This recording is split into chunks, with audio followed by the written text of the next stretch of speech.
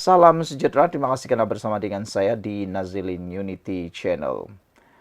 Tiba-tiba bersatu terkenangkan kekasih lama. Tiba-tiba bersatu terkenangkan pula UMNO. Itu ceritanya. Yang mengejutkan kita ialah tiba-tiba bersatu menyatakan sedia bekerja sama dengan UMNO. Sebelum kita teruskan ulasan ini, jangan lupa tinggalkan komen Anda, tekan butang subscribe.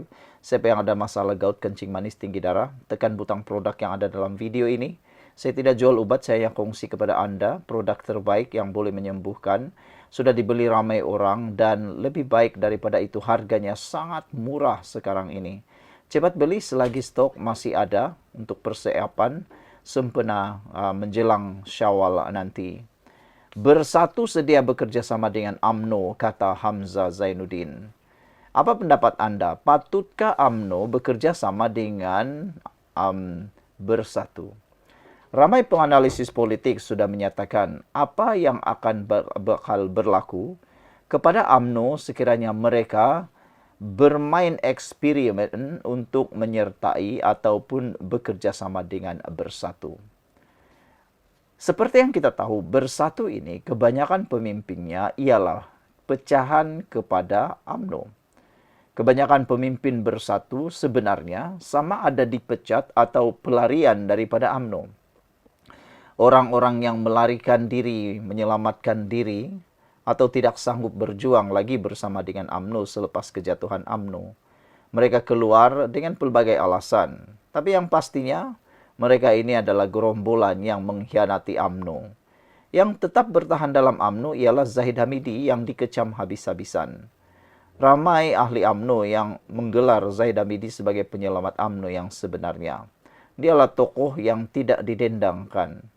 Ramai orang yang tak suka Zahid, tapi sebenarnya realitinya Zahidlah yang bertahan, mempertahankan UMNO di saat bekas Perdana Menteri cuba untuk mengharamkan UMNO ketika itu. Siapakah yang pernah cuba mengharamkan UMNO satu ketika dahulu? Anda tahu ceritanya, parti apa yang cuba mau mengharamkan UMNO? Selain daripada pemimpin-pemimpin dalam parti Bersatu yang adalah datang daripada UMNO, parti Bersatu juga pernah menyatakan bahwa mereka ialah parti yang siap untuk menggantikan UMNO sebagai pejuang kepada bangsa Melayu Islam. Oleh sebab itulah, bagaimana mungkin UMNO dapat bekerja sama dengan Bersatu sedangkan Bersatu sudah ada niat untuk menggantikan dan menghancurkan UMNO? Bagaimana mereka dapat bekerja sama? Bayangkan kalau Bersatu dan UMNO bekerja sama.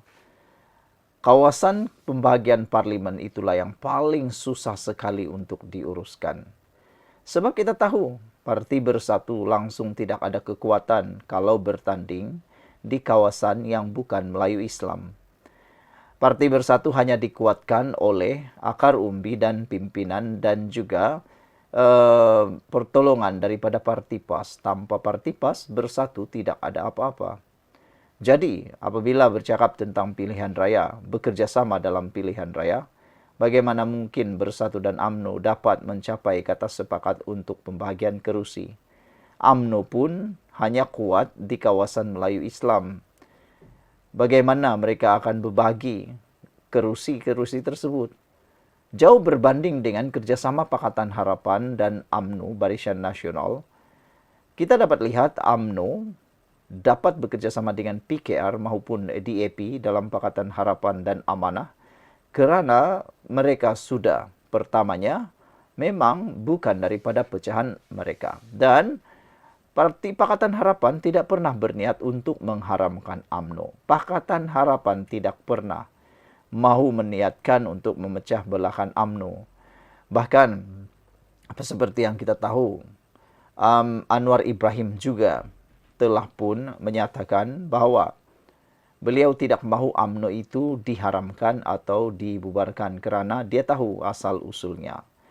Apabila Hamzah Zainuddin menyatakan bahwa Bersatu sedia bekerja sama dengan UMNO, akar umbi UMNO sebenarnya tidak setuju langsung. Parti Pribumi Bersatu Malaysia Bersatu bersedia untuk menjalinkan kerjasama dengan musuh ketatnya UMNO demi mencapai matlamat perjuangan politik. Mungkinkah itu hanya perjuangan politik yang dicapai oleh Bersatu? Bagaimana pula dengan UMNO? Timbalan Presidennya Datuk Seri Hamzah Zainuddin berkata tiada sebab bagi UMNO dan Bersatu untuk terus berpecah jika mereka berkongsi perjuangan dan wadah politik yang sama. Yang menjadi pertanyaan ialah betulkah wadah politik UMNO dan juga Bersatu sama? Apa pula pendapat anda sekalian? Sekian untuk kali ini, jangan lupa tinggalkan komen anda. Salam sejahtera, terima kasih karena bersama dengan saya di Nazilin Unity Channel. Baru-baru ini, Muhyiddin Yassin kata Perikatan Nasional ada penyelesaian untuk masalah asas yang berlaku di Malaysia.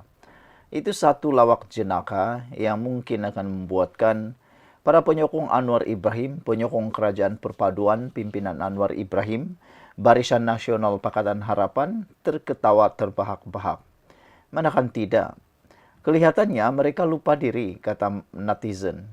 Kelihatannya apa yang Muhyiddin buat, dia lupa apa pencapaian yang mereka lakukan selama menjadi kerajaan. Dan yang lebih penting lagi, mahu kononnya menyelesaikan masalah di Kerajaan Persekutuan ataupun di seluruh Malaysia. Tetapi mereka lupa ada 4 buah negeri yang ditakbir oleh Perikatan Nasional yang tak maju-maju lagi, kata netizen. Paling teruk sekali, mereka gagal takbir SG4. Tapi ada pula hati nak takbir Putrajaya. Sebelum kita teruskan, jangan lupa siapa yang ada kencing manis, gout dan tinggi darah. Lihat produk yang saya kongsikan ini, saya tak jual ubat. Saya hanya kongsikan kepada anda produk yang sudah terbukti mujarab, murah dan boleh membantu menyembuhkan anda. Gagal takbir SG4, tapi kempunan Putrajaya. Naib Presiden PKR Nik Nazmi Nik Ahmad membidas Perikatan Nasional yang kempunan untuk menjadi kerajaan pusat meskipun Pakatan Pembangkang tersebut gagal membawa sebarang kemajuan ekonomi maupun pembangunan di 4 negeri takbiran mereka, iaitu SG4. Seperti yang kita tahu, kerajaan Perikatan Nasional SG4 ini ialah Kelantan, Terengganu, Kedah dan Perlis. Nampaknya 4 buah negeri itu yang paling maju sekali mana satu? Anda pun tahu. Ianya tidak pun semegah apa yang mereka sebut-sebut mereka lah paling hebat. Mereka ada jawapan kepada persoalan dan sebagainya. Sampai sekarang, 4 buah kerajaan SG4 Perikatan Nasional itu jauh ketinggalan berbanding kerajaan yang dipimpin oleh Pakatan Harapan Barisan Nasional.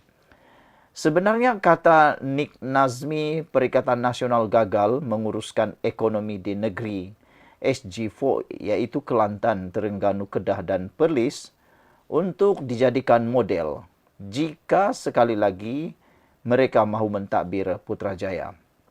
Dengan kata lain, lukisan negara Putrajaya, negara Malaysia yang bakal akan terjadi mungkin serupa dengan lukisan yang ada di SG4.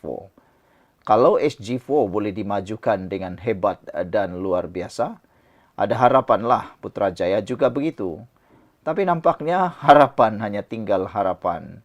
SG4 Group Sdn Bhd yang kononnya akan membawa kemajuan ekonomi kepada 4 negeri pembangkang, terbukti tidak praktikal dan tidak memberi kesan signifikan kepada pembangunan negeri tersebut, katanya Lafer FMT.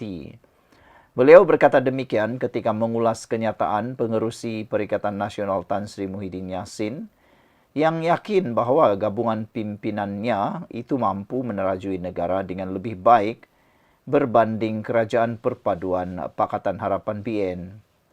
Nik Nazmi yang juga Menteri Sumber Asli dan Kelestarian Alam turut menambah, prestasi Muhyiddin sebagai Perdana Menteri ke-8 mengecewakan kerana gagal menguruskan ekonomi.